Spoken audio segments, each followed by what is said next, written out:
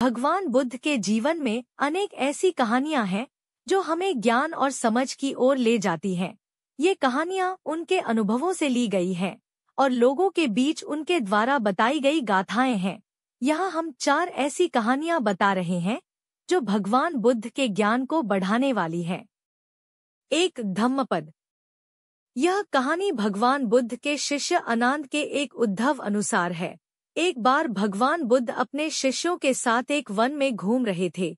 वहाँ एक गरीब किसान रहता था जिसका नाम उपाल हुआ करता था।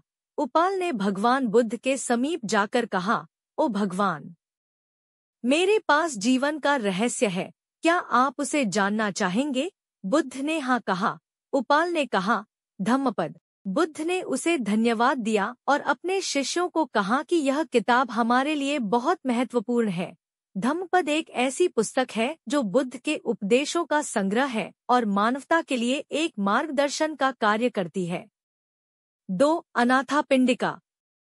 भगवान बुद्ध की यह कहानी अनाथापिंडिका के जीवन से जुड़ी है। अनाथापिंडिका एक समृद्ध व्यापारी थे, लेकिन उनके जीवन में आत्मसात की कमी थी।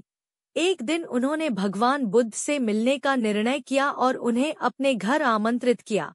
जब उन्होंने बुद्ध को देखा तो उनके मन में बड़ा बदलाव आया।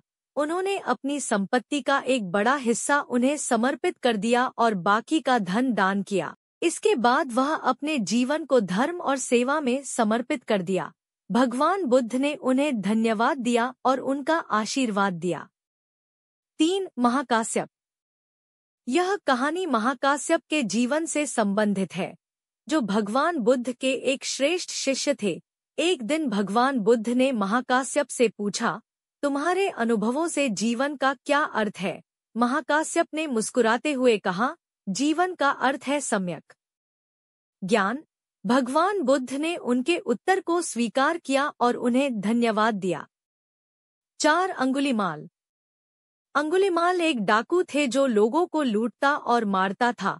एक दिन उन्होंने भगवान बुद्ध को लूटने का निर्णय किया।